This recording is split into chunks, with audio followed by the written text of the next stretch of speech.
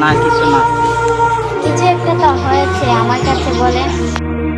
খুব দুঃখের কথা, সকাল থেকে কিছু খাই নাই, অন্য পেটে ভালো লাগতেছে না, কাম কাজও নাই। আর এটা আমার বাহাতের কথা, এটা আপনি আমাকে আগে বলবেন না। আসুন আমার সাথে, আমি খাবারের ব্যবস্থা করি।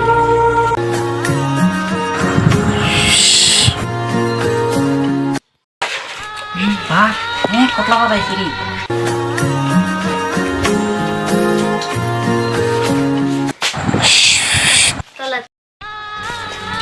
এত তরকারি, এগুলা কি আমার জন্য?